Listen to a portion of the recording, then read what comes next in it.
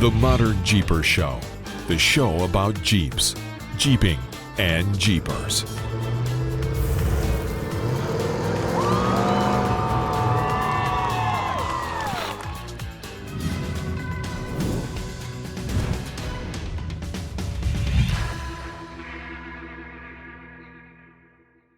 Well, hey, Modern Jeepers, another episode of the Modern Jeeper Show with me, Matt. So from MetalCloak and Mr. Modern Jeeper, Corey Osborne.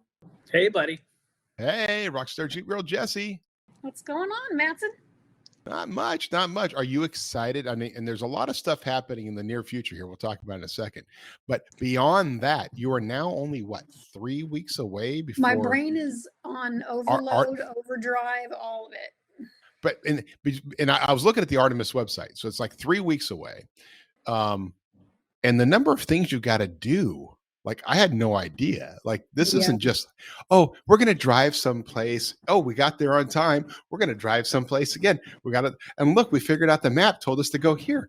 I mean, you've got like shooting and bow hunting. I mean, there's all kinds of stuff in this thing. Oh, I've been practicing. I went and bought the bow, and I've been practicing at 30 yards. I still have a little bit to do. 10 and 20, I can kill it in the center of the bullseye every time, most of the time anyway. Wow. But 30 yards is a little bit more challenging on my eyesight. So yeah. Wow. Well, that's impressive. That is impressive, girl. And it's not a compound bow. You know, I told her, I said, well, you can just shoot the compound at the house. Well, no, they have to shoot recurves. Yeah. And so a 25 to a 30 pound recurve at 30 yards, that's a pretty decent shot for anybody. So it's kind of cool what he's done with the event. That's awesome. That's cool. It's cool. Go to see what happens. So and then, but you know, we got a lot to talk about. There's a bunch of events to talk about, but I before we get started, let's jump back into last week's episode because we've got a huge amount of feedback on that, the death of Rubicon Express, which really was the demise of all things Transamerican. That's right. In the hands of wheel pros and their moneyed overlords, as some people reminded us within the posts that it wasn't just wheel pros, but it's their bosses who are funding everything, right? Yeah. But we saw a number of positive feedback, great stories. Some people that are more inside than we are saying, "Yeah, you guys got it exactly right." Yeah. You know, it's for me, it really it turns into one of those situations where. I refer to it as when bad things happen to good people. You know, the folks that know us and know how we've always been involved in the industry, we've always chosen to do business with good people. And when they make good parts or good components, that's a bonus. So this is a situation where, you know, all of a sudden there's a lot of good people out there that are being affected by something that they have no control over. And I think our industry, I don't know, it's kind of going through this contraction, extraction kind of figuring out. And you know, we would have thought that COVID did a lot of this already and kind of eliminated. Or we can even roll back further, even to 2007, 2008, when real estate started to take a dive. People started to not spend so much money in the off-road industry, yet the JK pulled everybody out and got everybody outside again. So even the shops that we've been touching on throughout our tour through Florida, you know, we did 5 CTI stops in addition to these big events that are on both sides. And we've stopped also at a number of jobbers. And we're hearing it. We're hearing the frustration. We're hearing the contradictions in the salespeople going, hey, you should, you know, if you want to order something, you should do it now. There's this. They're taking a step back and really evaluating some things right now. Yeah. And I think large corporate America is going, everybody wants their hands in that cookie jar a little bit. And they're thinking, hey, these are good companies. We can step in there. We can put our hand in that jar and we can make them even do better. Or if they don't, it's okay. We're big enough that we'll just fold it up and we'll move on to the next thing. And I think that's unfortunate because, as we know, there's a lot of good people out there. So it's a weird time. It is, and it's interesting that these moneyed companies, what they called the private equity firms. It almost must be a prerequisite to be in a private equity firm that you have to have absolutely no qualms with simply shutting something down and firing a bunch of people. I mean, it's like you've seen it happen where, yeah, sure, it's all about making money, and there's a thing about that, and shit rolls downhill, right? Like, the guy who actually is making the decisions sitting at the corporate desk isn't the one having to do the work. But we've heard recently that one of the companies is just been recently told to drop 15% off of its people, right? And there's just so many more little pushes happening. And there's something I do want to address, though, because a few times we got accused, because of course I'm a little biased, right? I'm a little biased. I own a company called MetalCloak, and as part of that, we're focused on the industry, and let's be honest, the closing of Rubicon Express, the closing of ProComp is good for all the other surviving companies. That's right. When Rubicon Express closed the first time, before Transamerica bought them, it was like, well, who do they go to? Well, all of a sudden, that was a big boost for BDS at the time, big boost for Terraflex, because Rubicon Express owned the market. They owned the YJ market. They owned the TJ market. They owned it, 70% of the market. And so it was a big boost for some of the other companies when that happened. Okay, that's fine. So it's going to be a boost for a lot of us when there's less options available to the consumer. Not necessarily a big boost for the consumer, right? Not necessarily better for the consumer.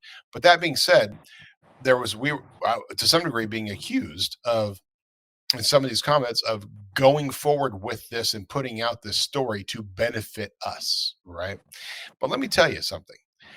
There is a lot of information that Corey and I know about a lot of different companies because we talk to a lot of people. Yeah. And if we wanted to do things to benefit us, this show would be different. Of course, then nobody would talk to us. Right. We wouldn't have any friends, and I think that's, people forget that we work and we operate in this community of the Jeep industry.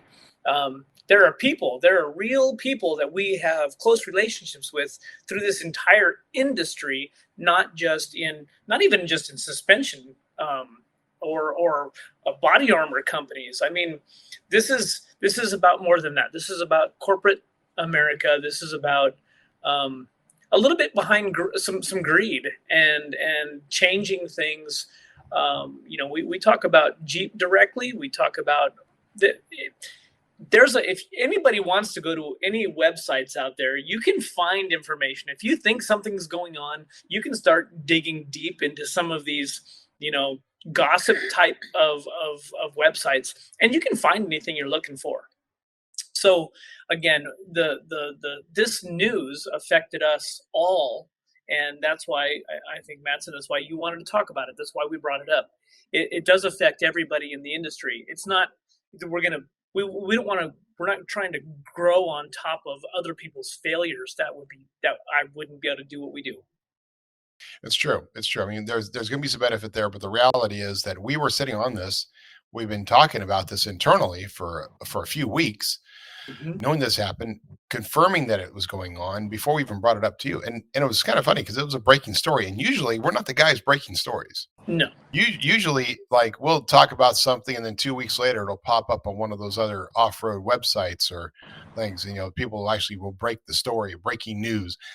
And so it was kind of funny. It was actually kind of fun to scoop something. And obviously all of you appreciated it. The number of views, I think, is our highest ever of any podcast we've had, highest ever download. And maybe we got some new fans out of you. And we appreciate that. Even with the birds.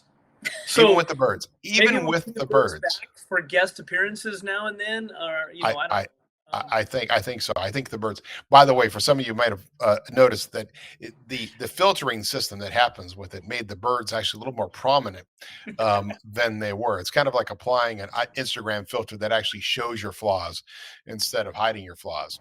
And I don't blame anyone any bit, because it was in my ear. And if you notice, there were a few times I was chunking things at the cage to get them to shut up. I'm not sure that makes the birds shut up and throwing things at them. I think they just they just start arguing.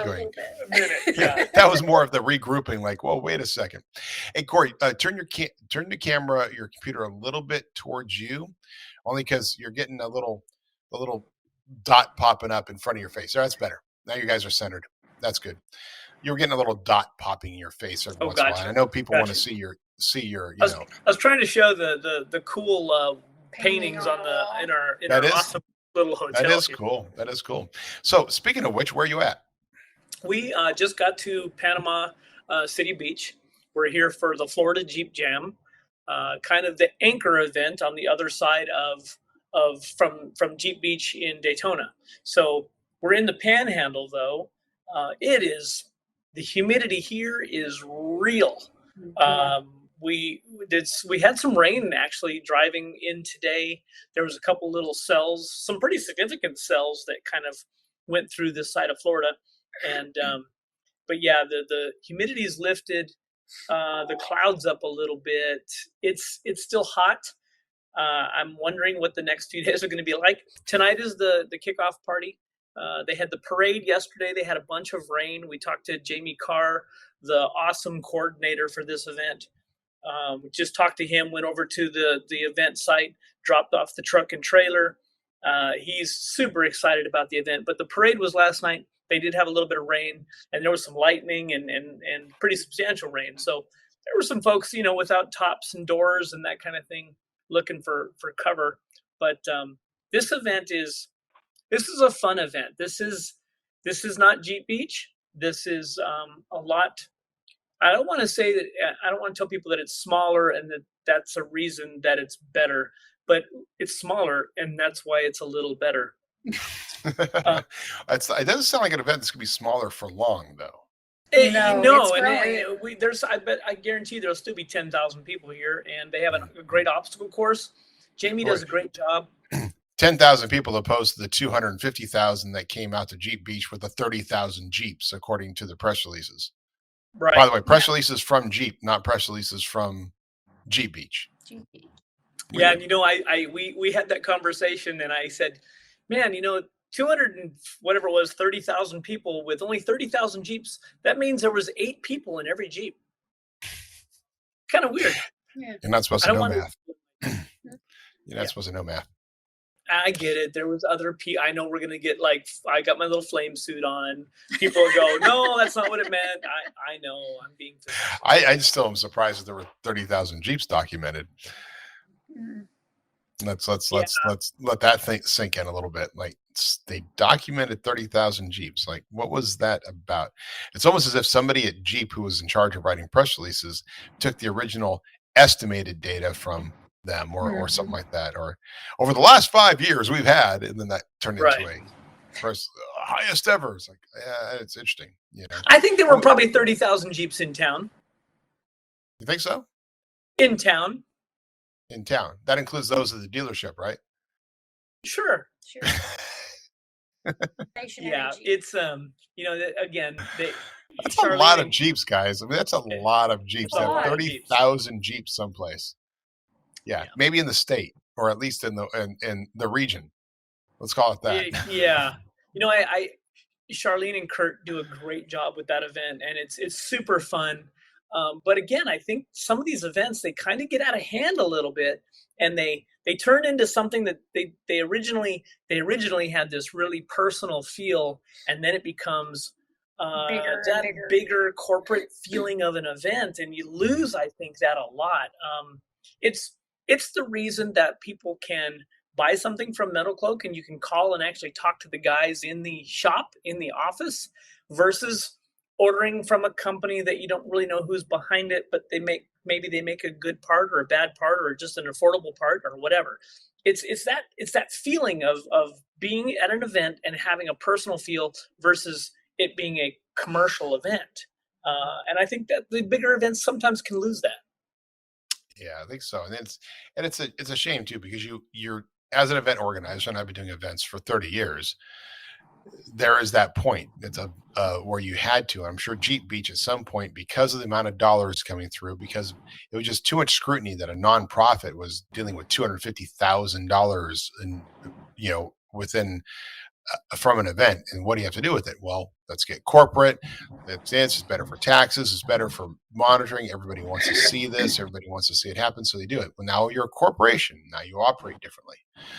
That's right. Now the decisions are made differently, right? It's not just a bunch of volunteers going, "Hey, let's do this." All of a sudden, there's more responsibility, there's more corporate reality, and then all of a sudden, things get more expensive to the consumer, more expensive to you and I, more expensive to the vendors, right? Because it's not just about donating product to Jeep Beach anymore; it's also about the money that goes to pay for the space, and absolutely. and that grows. It's no different than when we get asked about ModernJeeper Adventures. You know, that was something that we started, that we felt like there was a space. Nothing against Jeep Jamboree USA at all. I had done a lot of work for them over a period of years, and I knew that we wanted to do something different. We wanted that event to have more of a personal touch, a personal feel, and that's what ModernJeeper Adventures really started from, is that idea that we wanted it to be a personal touch. And I still think that people out there, they want to be recognized. They want to have those relationships. That's what makes our Jeep industry, the whole off-road industry, so amazing, is because when we go to parks, when we all used to we didn't go to shows, we just went wheeling, and that's where we built the relationships from. You know, over time, all of these events for the last 50 years have now evolved into something that is probably not was its original intention. But right.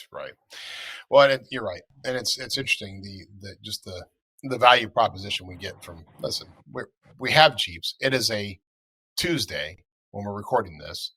You're in Florida. You guys are wearing tank tops. You're hanging out. You're about to go do some Jeep stuff. You're going to do you're going to spend some time doing CTI. You're going to hang out with friends, go out, possibly go hang out. You got the ocean right there in front of your place. I mean, it's not a bad life. Right? It's not.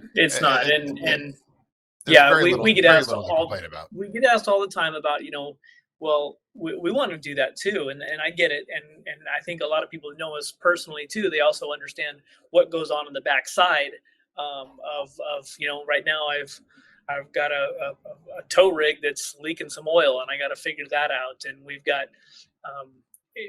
got things that also always need to get taken care of. Right. It's almost 90 degrees outside, and guess what? It's miserable. Like, we figured it out. So in Florida, from 11 o'clock to 4 o'clock, don't go outside. Yeah. Unless you're in the shade, it's perfect.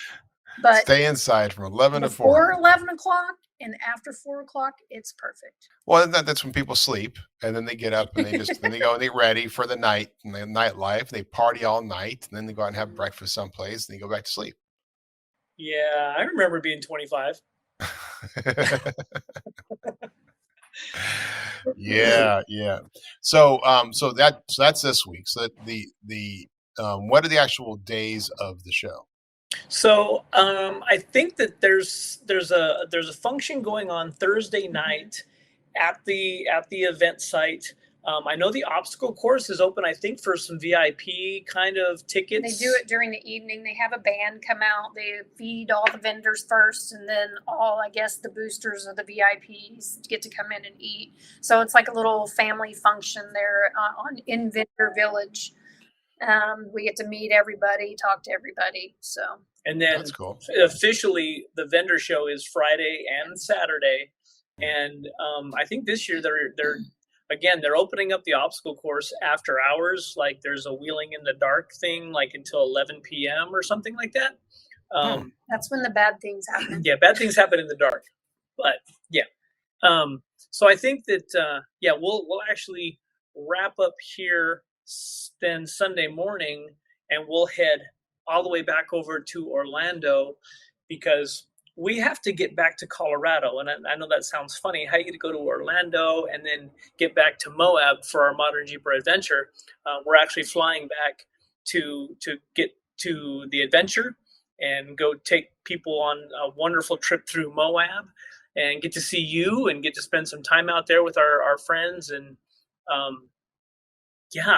and then we're flying back the following, right after our event in Moab stops or ends, we're flying back here, because this one's got to go to North Carolina for the Artemis Rally that we were talking about. Yes, the Artemis Rally. Yeah, it's going to be interesting. Well, like this weekend, we have so our first really Bronco event, I would just say. So there's a Bronco group out here, Wild Horses 4x4. Wild Horses. Been around for a long time. Yeah. And they specialize in Bronco builds and stuff. So we're taking our 6G out there, and we'll have a little booth at their shop. It's the 20th and 21st. Saturday is at their shop in Lodi. So you want to come by and see our Bronco stuff and see what we've been working on. We have, including prototype A-arms, which are beautiful and are on there. So you can come check those out. They use some of our proprietary technology. And so we have the Bronco set up. And then on Sunday, it's a 2-day event. And it's kind of cool what they're doing. So Lodi, which is just south of here, is where they're doing the first part of the event at their shop. The second part of their event they do at Prairie City. So they really do kind of a poker run at Prairie City. So all the people can show up there and get started about 9 o'clock and do a bit of a poker run. We'll have the CTI trailer out there. So we'll be doing a West Coast CTI. As Corey is, I don't know if I'd rather have birds or Corey coughing, but I've done plenty of that on this show. We all need to have like the instant cough button, right? Right. Right. But yeah, we do that on the 21st is out at Prairie City. And so we're doing the CTI trailer out there with their poker run. And what's interesting is we all know that the Bronco 6G just doesn't do very well on CTI, right? I mean, can you even think of what your highest score has been since you've had it? We had an aftermarket company that were building the new A-arms for it and wanted to test it. And I believe it got like a 560. It was one of the highest ones we saw. Yeah, it was 500. It was, I think it was like 520, 540, something like that. Right, that. And what about that one? Did you test the one that had the axle swap out at Moab? No. He was a big boy. Yeah. Oh, he was too big. Yeah, and we saw another straight axle Bronco in Daytona. I think so, yeah. So I think that's interesting. Of course, a shop or a manufacturer, that's their thing, right? They're gonna build it like a Jeep. They have the dollars and the resources to kind of gut the thing and really go into it deep and rip the whole front end out of it and put a straight axle in it. So it's basically a Jeep with a Ford brand with a horse on it. Yeah. Yep. Right. Yeah. Yeah. Which is interesting. Well, we have ours and we have our A-arms, and we know we're maximizing the amount of flex you get out of as far as the amount of down travel, amount of up travel, and we're still playing with it and hoping it make it better and better. We'll have our rear arms, we have a track bar, we have all of that stuff. But anyway, so we'll do it, CTI it, and I actually don't even know. Like, we haven't CTI'd it since we put it back together. So I think we need to take it in the back and CTI it and get an idea as to where we're at and how much we've gained from the modifications we've made, including some prototype style shocks that are on there. Yeah, I keep calling them struts because listen, they look like McPherson struts, but it's kind of they're coilovers. They're coilovers, which is what the McPherson struts originally were, right? Coilovers. Yeah. Coilover what? Yeah, so it'll be fun. So we're doing that, and then gosh, so that's this weekend. I don't think there's anything next weekend. Let's go topless. Topless. Topless is in 4 days. I mean, I've sent out probably 50 gift certificates for Go Topless Day. So. Oh yes, a bunch of people all having their Go Topless Day. So every Jeep club and everybody's having an event on the 20th, which I get that's it. Cool. Yeah. So we should just start sending. You know what we'll do for Go Topless is we'll just start we're going to get some specialized bikini tops made that say MetalCloak on them. So everybody who's going topless, we're just going to send them tops. Ooh, careful that we're gonna be like, hey, where are those tops? Where are they at? Where are they at? Where are they at? Bikinis with MetalCloak. I thought it was topless. You're not supposed to have a top. Yeah, well, that's the whole point. Like, they need something to cover themselves up for modesty. We're asking them to be modest. We're the modesty company. Yeah. Well, I know there's already been discussion. Like Mike brought out, he wanted to do some socks. Like, hey, we can get these manufactured out. And you've seen them, right? Evo has socks, and Poison Spider had socks, and he's like, oh, you can make these cool Jeep socks with MetalCloak or ARS or whatever. That's cool, but we got to start with the thongs. I remember when Evo had the thongs at his. We need bikinis. Yeah, I'd rock a bikini while we're out here at Jeep Beach and stuff. You'd be rocking a bikini. You'd rock a MetalCloak bikini. Yes, I would. So does it need to have 7 slots in the front or what? Oh my Lord! I mean, With the bikini on. I'm not. I'm not. I wouldn't rock a bikini here. No. you wouldn't rock a bikini? You're gonna rock a man thong, a hammock, Nope. banana hammock. No, I've got these. See all these little things, my wounds all over my body. Yeah, that's that Not whole supposed to be sun in the thing. sun. That sun thing is real. Yeah. All those years of you baking bronze. You're right. Yeah. Yes. Yeah. And notice we're still kind of white, so. Oh yeah, I mean, so good thing is the electric battery world has really done a really good job, and we were talking about this, all the little fans that they produce for job sites and things like that. And I had actually bought like a little 9-inch fan at Walmart that would run off the generator just to, again, here in Florida, it's really important to move the air. If you can just move air, it makes a ton of difference. Yes. But I think still one of the best investments we've made, I think, was we went to Walmart a couple days ago, and for $12, I bought a 6-foot umbrella. Now I had this little umbrella that would connect to the front of the CTI trailer. Well, this is a 6-foot umbrella. So need more coverage. I think that it will help. Yeah, guys, the sun is real. Don't mess around with it. We met a couple the other night, and this elderly lady had extensive skin cancer removed from her body for the last 20 years, and no fun. No, don't put yourself through that. Use sunscreen, use sunblock. I get it. I think I like to be brown too. The women are more apt to want to lay in the sun so they look healthy. But guess what? Later in life, that doesn't look healthy anymore, and you just end up having to have a lot of surgery. So protect your skin. Definitely. Now, there's something. See, when I remember when I was in college in Arizona, like I discovered that I liked being red for whatever reason. I was just I would go out to the pool. I would lay down on the hot cement first, which preheated the skin. Right. And then I'd lay out and I would just get baked. Right. And then they have lotion for that. I would just lather myself with aloe vera and stuff. And it did a pretty good job of turning into a tan pretty quickly, but I'd like to have that. Right. And then I had my hair slicked back when I had hair. Right. And all that. Now getting baked is a whole nother thing. Right. And it was amazing to me that I didn't have, and I don't really have, knock on wood, skin problems. Now my wife does make sure that I keep my head covered because she doesn't want to have an old man with a bunch of liver spots right on his head. But one of the reasons I didn't is, and I've done these sauna basically called a rundown, purification rundown, but it's these sauna actions where you go in and you spend 30 days in a sauna sweating every day. You take niacin and you sweat. Now, the interesting thing about that is I have been in there with other people, and you can see women who are in there where their sunburn comes out. Like they relive their sunburn. You see the tan lines. And what it's doing is it's actually eradicating the radiation that's in the body. So that it effectively gets, and when you're done with the 30 days, you feel it's like a detoxification program, and you feel great. Like I've been in there with guys that were cigarette smokers, and I've done it like once every 5 years, last several years.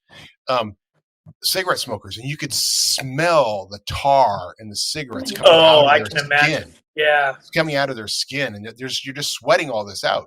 It's amazing how much of that gets just stored in the fatty tissues.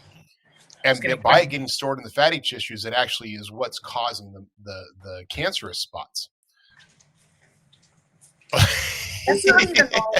This is a bag of sunscreen. I have something like this is the SPF 500 set that Corey had. He was just showing on the camera. 50, 25, and 15, and 6. So if you put on 50 and then you put on 20, that's like 70, right? Sure, how that works. I think it dilutes it. No, and actually, a friend of ours that we've known for a while, and including my doctor even.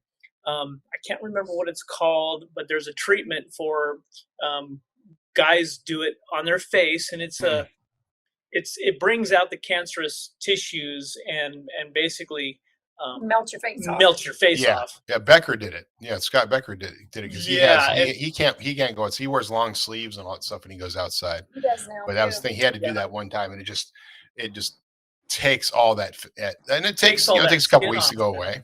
You look ugly and look like red face from the original. It's like a facelift.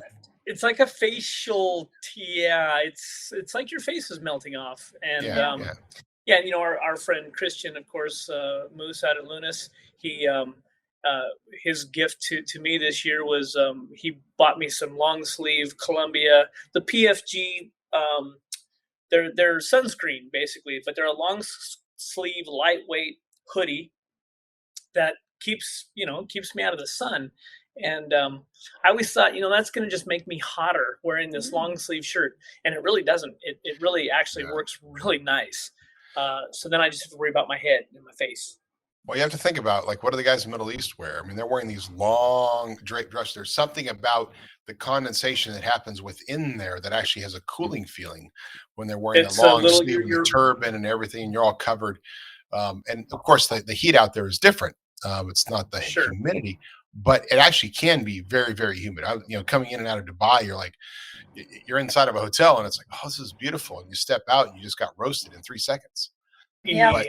But they're wearing these long outfits and big headdresses. And I'm like, where's my tank top? And actually we're the dumb ones wearing the less amount of clothes, apparently.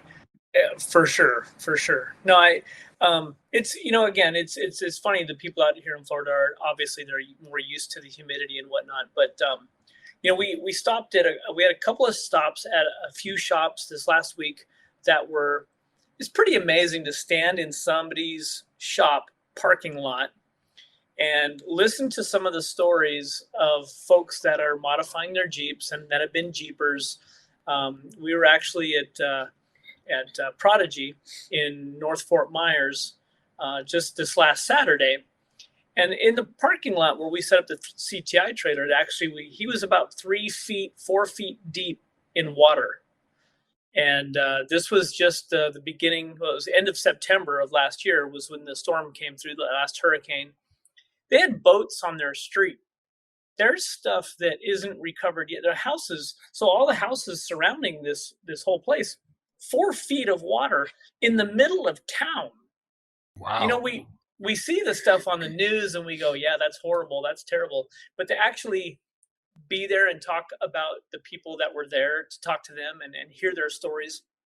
And Cliff's a great guy at Prodigy, and one of the things he brought up was, you know, he lost a lot of inventory of parts that he had in the shop that were, you know, necessarily sitting on the floor, even on a shelf, but they all just were ruined. And a lot of stuff had to get just destroyed. And insurance doesn't necessarily cover a lot of that inventory. And he was telling me that it's kind of amazing because the community, the off-road industry community, the people with Jeeps, they had lost their vehicles. They had lost a lot of Jeeps. Well, it's funny how it comes full circle, because then they got insurance to cover their cars. So they then bought new Jeeps, which then they took to Cliff to have him modify them and lift them and install all the aftermarket parts they had in their prior Jeep. So he was super, super busy to make up for all that lost inventory, and they had to work super hard. But it's interesting to me how that is a full circle of it's a failure by corporate America. You know, people were telling us stories about how their insurance companies were gone. They went bankrupt. Like, you've been making your payment to them all this time. There's a big storm, and now the insurance company is gone and you'll get nothing. Well, that's horrible. And now there's a whole bunch of lawsuits, of course, and these insurance companies are having to liquidate. And some people are getting paid, some people are getting some money, but a lot of the people who are getting the most money is the attorneys that are fighting these fights, because they're going to get a percentage of whatever they recover. It's almost like a personal injury lawyer. But it's just crazy to me that corporate America, we pay insurance. Oh, they're going to take care of us. Nope, they're not. Okay, well, now we have to eat that loss. People were taking out second mortgages to fix their homes, which because insurance didn't or can't, or they didn't have the specific type of coverage for that kind of storm. Or, I mean, it's kind of a crazy world we live in, and it kind of goes full circle back into, a large company buying aftermarket Jeep manufacturers in order to better themselves. And looking out for, at the end of the day, it's all about profits. And if there's no profit, well, then they just turn it off. Sure. There's no profit. I mean, an insurance company, you have an insurance company to make a profit, not to help people. Let's be real, right? Health insurance companies to make a profit, not to help people. Yeah.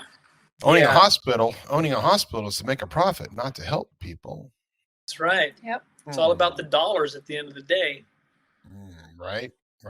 Or you can be like Sutter out here, which is actually a non-profit, but was told, in the era of COVID to spend $52 million on equipment they never used, and then had to lay people off and become a little focused. But but we're not talking politics here, guys. For those of you who got mad at us in politics. No politics. By the way, I'm going to make an appeal, because I kind of do this during the intro and stuff, and I'm make an appeal to everybody, because I went back and I know it's just not a normal thing. But guys, if you actually enjoy this podcast, you enjoy what you're doing, and we're just kind of talking about stuff here, and it just kind of popped up in my head, just take the time to go do a little 5-star review, or tell us a few things. Like I looked at our reviews on the podcast, and we haven't had a review since 2022 or something like that, right? And I know that there's more than you listening, and I don't care if the review is good or bad. Just say something, because if you don't say something, you don't tell us something or give us some guidance. We're just going to go down the same rabbit hole we go all the time. Now, and there was a few guys in those comments for 2022 were like, well, I was going to listen to this thing until they started talking politics. Obviously, it's probably from 2020, when we started getting COVID. Right. And you started. I don't go watch. I don't listen to a Jeep show to learn about politics. You lost me until you went and became a conspiracy psycho. And so that's fine. And I get it. That's okay. But just take the time to tell us what you like, and tell us you like the show. Tell us and I don't care what podcast player you're listening to it on, because I know that you guys are all over the place, right? Not everybody's Apple Podcasts, not everybody's Spotify, but just tell us.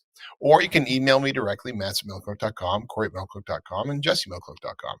Air your wares, and if you're nice and polite, we might just reply back to you. But if all you say is, I don't know what y'all doing over there, do the show, and you don't know what you're talking about, and it's all about making money, well, then I probably won't reply. But that's a great segue, because we were talking a little bit about reviews, and it's interesting to me that you really have to take things in perspective. And Jessy and I have been talking about this for the last couple of weeks.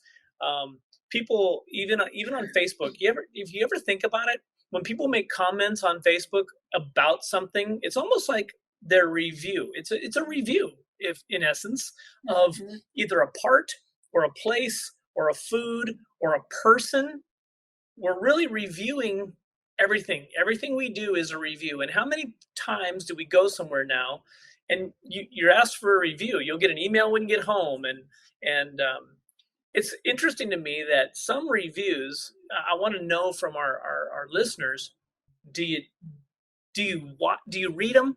Do you take it when you're going to buy something? Do you look at the reviews and think, oh yeah, where you eat, where you stay? I mean, Jessy's been doing a lot of reviews lately, because it's just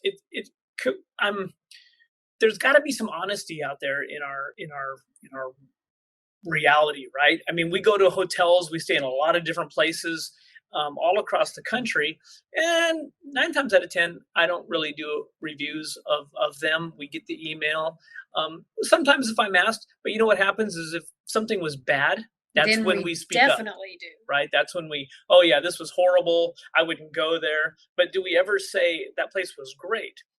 This place we're staying in here in Panama did not have the best reviews. And I was actually kind of concerned the last couple of days, because I started looking at them, because then it made me nervous. And I thought, oh, great.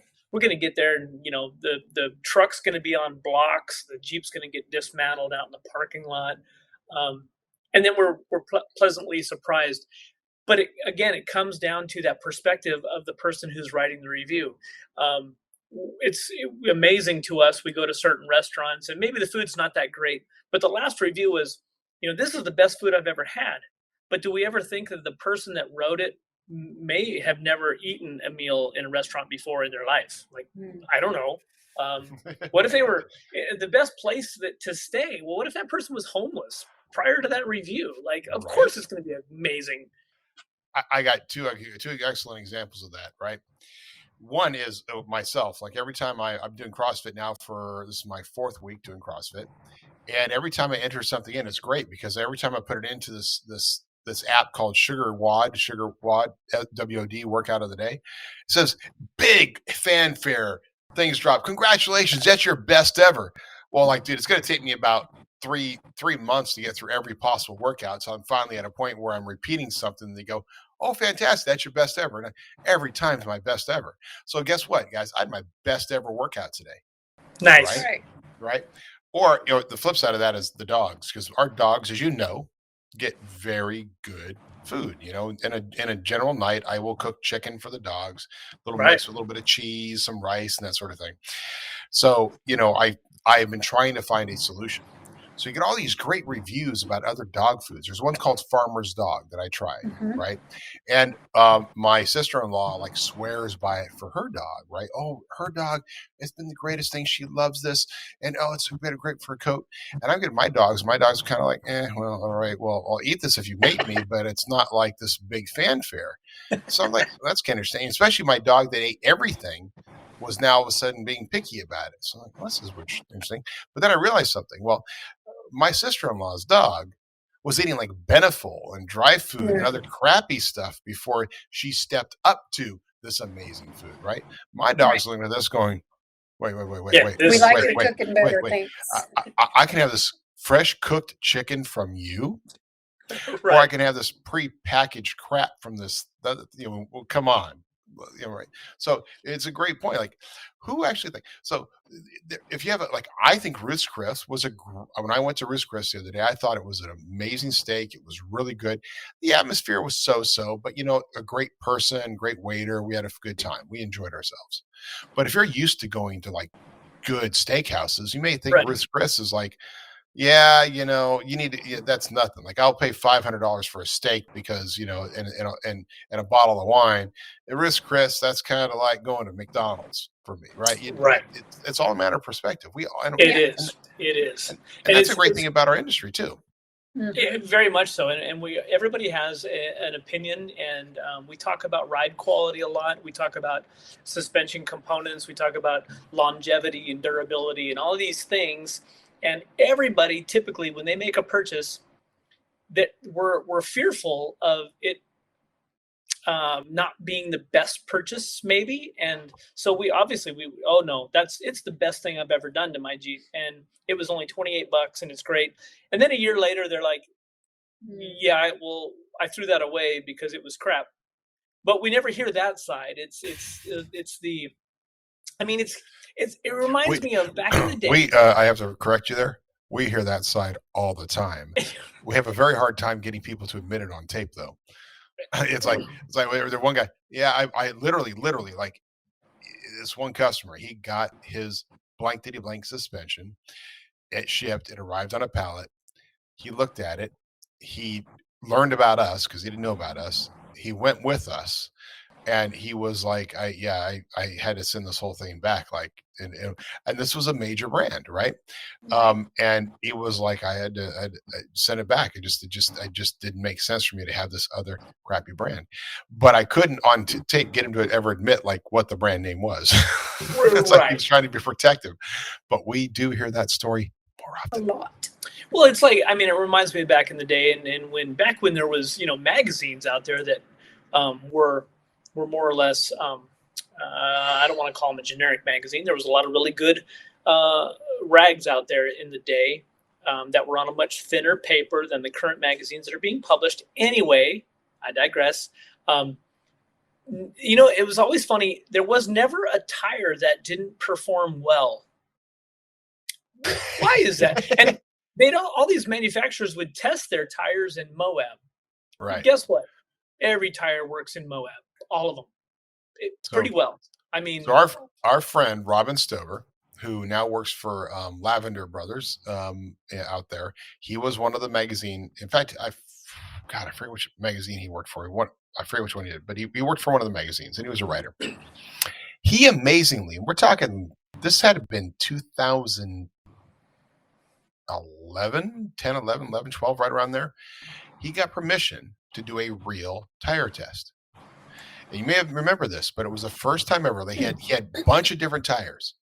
And they had them on a rig, and they changed the tires, and they did full real testing, and he graded every tire. I mean, it was the first time the magazines ever did a full complete, and they did all Hollister Hills, all the different environments, mud and rock and dirt and everything. It was a big undertaking. They did all of that, and they put it all together, and all the tires were ranked for the first time ever. You saw all these tires ranked, right? And ranked based on capability. I mean, the Pro Comp might have been really good over here, but it wasn't good at this. And the MTR was good here, right? But it wasn't good here, right? And they did all that. It was an amazing article. The backlash amongst it, when you start talking to the salesmen who are responsible for that magazine, the backlash that the companies gave, especially the bigger companies, like, oh my God, it's the same thing happening. It's just, but we see it all over the place. Those advertising dollars, you never know when somebody's going to be an advertiser. So if you've ever done, I mean, and that happens even in our industry now with, these influencers and the brand ambassadors. Again, it's, these folks are being compensated to say good things about something. Well, is it real? We hope so. I mean, a lot of them are honest. But again, this isn't something that's new. I mean, it's a paid advertisement in essence. So, I'm curious. If I'm wanting to know from our listeners, do you read them? Do you pay attention to them? If something gets a bad review, do you sway away from it, or do you say, you know what? I'm going to try it so I can know, so I can have my own opinion? Or are we followers? Are we like, oh no, they said it's bad, I'm never going to do that? It's kind of interesting to me. I mean, this place, again, horrible reviews. For the most part, there was a few good ones, but we're pleasantly surprised, and it's totally fine. But again, it's about perspective. We've been to some horrible places. In fact, in the middle of Florida, I made a reservation at a La Quinta in Melbourne, Florida. First hotel I've ever made the reservation, went and checked in, took the keys back to the truck, and we left, and we didn't go back. And I actually called Wyndham, and I said, you got to be kidding. And they said, well, you're going to have to go in there and cancel your reservation. I said, I ain't going back in there. There's no way. So what was wrong with it? I was actually followed in by a guy that was sitting outside, and I went in. The entire check-in desk was behind plexiglass, and I thought, this is odd. The gal behind the desk was super nice, super friendly. She actually was from Colorado. We chatted for a little bit. The guy that followed me in was sitting on a couch behind us the whole time. And I'm kind of looking at him like, what's he doing? Kind of glanced down a couple of the hallways, and the wallpaper was literally torn down halfway down some of the hallways. And the place was just, it was kind of sketchy. It was an old style La Quinta. It was an old La Quinta, and I'm weirdos like, hanging out in the parking lot. So I check in, and I'm looking at this guy. Well, he follows me out to the truck. And the minute he opened his mouth, I knew. I'm like, oh yeah. So Jesse's in the truck. This guy proceeds to ask me for money, and that he's down on his luck and likes the truck and trailer. There's a drunk guy that had just come across from a gas station, and he's hanging on the front of the truck while Jesse's in the truck. Yeah, I'm like, and I got in the truck, and I'm like, we're out. I'm not going back. I'm not going to have this guy follow me back in there. And I've never done that before. We're pretty, we're pretty easy. What's interesting is 2 blocks from there, we ended up at a Hilton for $113 a night, the same as the Wyndham was, and it was a brand new, nice area 2 blocks away. So Wow. yeah, Were there any railroad tracks involved? Other side of the tracks? Didn't see any. didn't see any. It was like, I'm thinking, really, I'm going to leave the truck and trailer sitting outside of this place? Nope, Right. couldn't do it. Even Couldn't I do it. was like, nope. Yeah, that's a hard time. There's been a couple times where you do that travel, and you guys deal with it all the time. But you're going to a place and you park and you kind of go, I'm about to leave the truck and trailer here. How do I feel? What does your sixth sense say? What does the little Usually hairs I'm on the back of your neck say? Yeah, and it's kind of funny. So since then, that was about 2 weeks ago, I'm starting to read more reviews. And if I would have looked, I mean, there were some pretty bad reviews of that place. But typically, again, it's about that perspective. And we have good luck. We just do. We typically stay at that middle of the road, those chain type of hotels, and we've never had a bad experience, except for that one. And it was kind of interesting because I had to argue with Wyndham is the chain that owns La Quinta, and we have a good relationship with Wyndham. It's why we stay where we stay at some places, but La Quinta is kind of the top of their hotel chains. Otherwise, it's the Super 8, Howard Johnson, Ramadas, all fine. But some are better than others. That's all I'll say. Right. But I had to really fight for this and go, even if you don't refund my money, I'm fine with it. Like, I'll eat the $100. It's not that big a deal. But you guys got to do something about. It wasn't safe. It was sketchy. It was bad. Yeah. Well, it's interesting. I know, and maybe it's a little different. There was a point in time where hotels like La Quinta, and I'm not sure if this was true with La Quinta or some others, but La Quinta was just like a label. It's kind of like you go to a gas station that has Chevron on it, but it's not really a Chevron. It's not owned and built by Chevron. It's a local guy owns it and has a Chevron is who he's signed up with. And it was true for a while with hotels too. Like we have a hotel. So it could be basically a no-tell motel where they basically said, oh yeah, we'll contract with La Quinta to have the La Quinta name and we pay you a fee. But La Quinta has no management oversight over that other than the fact that we have standards. But when was the last time that the regional manager or the regional division came through and said, oh, and then like, what's going to happen? Sorry, we're going to pull your La Quinta name. Right. Like, okay. Right. Yeah. Okay, great. I'll just go get Motel 6.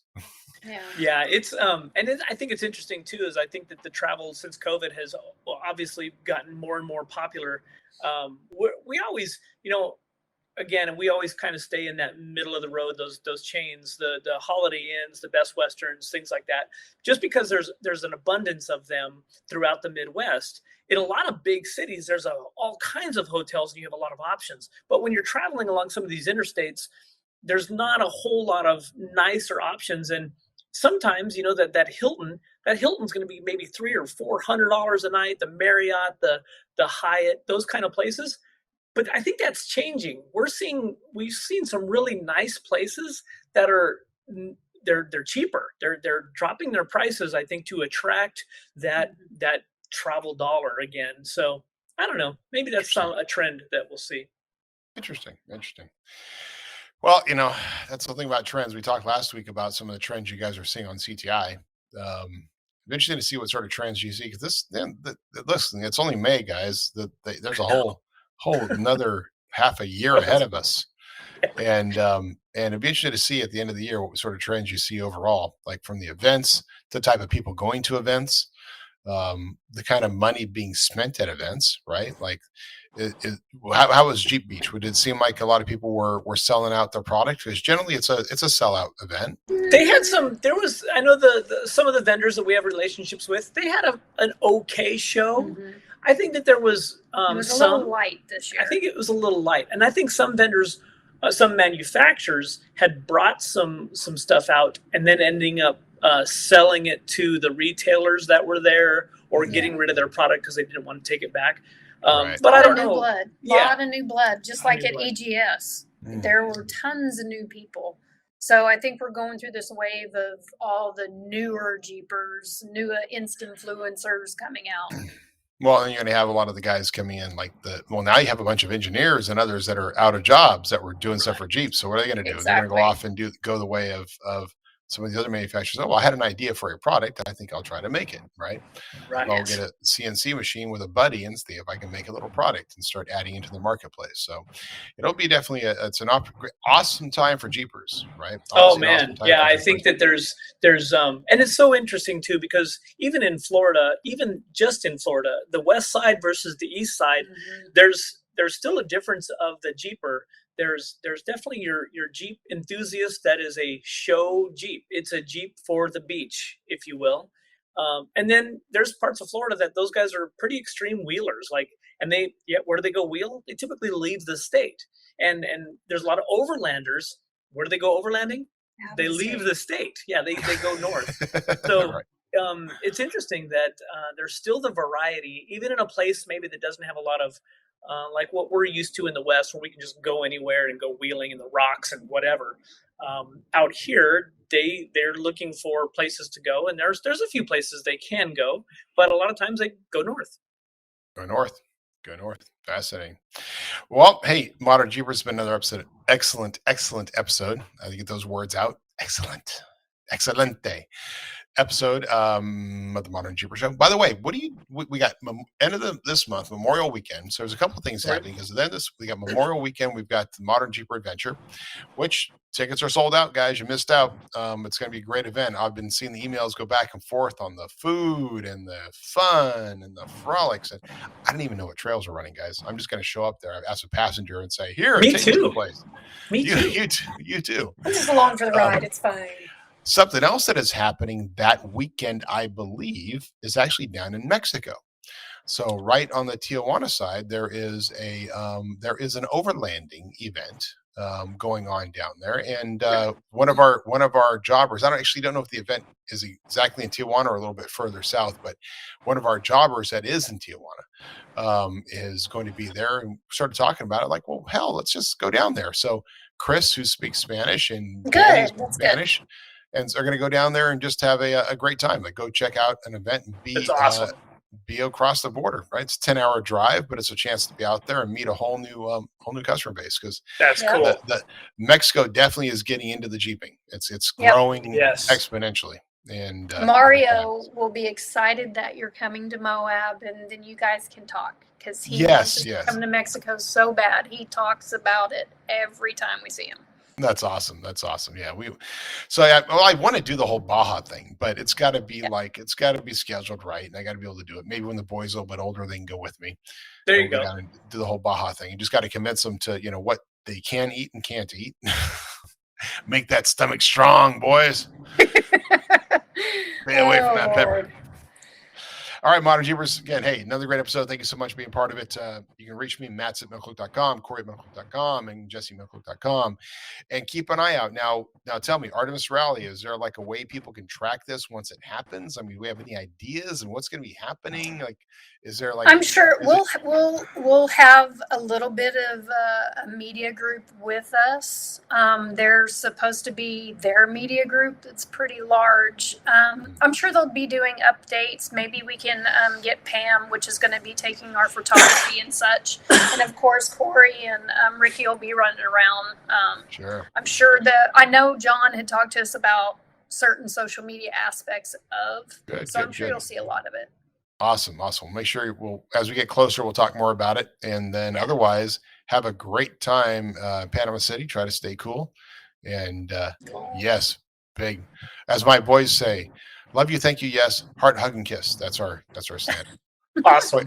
Love you, thank you, yes, heart, hug, and kiss. So heart, hug, and kisses to all of our fans. We love you. Cheers. See ya. We'll see you on the trails.